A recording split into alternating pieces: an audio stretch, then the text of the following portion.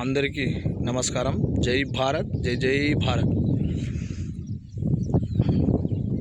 అయితే మన శరీర భాగంలో ఒకటైనటువంటి నోరు, ఈ నోటిని రెండు విధాలా మనం అదుపు చేసుకుంటే ఖచ్చితంగా ఎంతో కొంత ఆరోగ్యాన్ని సాధించుకున్న వాళ్ళం అవుతాం. ప్రధానంగా నిత్యం మన నోటి నుండి రెండు ప్రక్రియలు జరుగుతాయి. ఒకటి మాట్లాడడం, రెండవది నోటి నుండి ఆహారం తీసుకోవడం. మొదటిది అయితే మనం ఏది పడితే అది మాట్లాడడం వల్ల భవిష్యత్తులో మనం ఎంతోమందికి సమాధానం చెప్పాల్సిన అవసరం ఉంటుంది. దానివల్ల అనార్థం కూడా జరుగుతుంది, విలువ కూడా తగ్గుతుంది.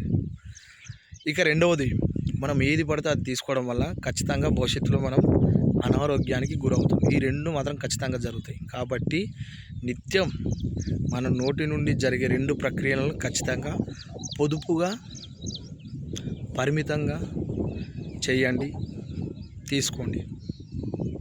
ఇది మీరు అందరూ గమనించాలని కోరుకుంటూ, ఇక నా వీడియో చివరన ఇలా ఉండాల్సిందే. జై భారత్, జై జై భారత్.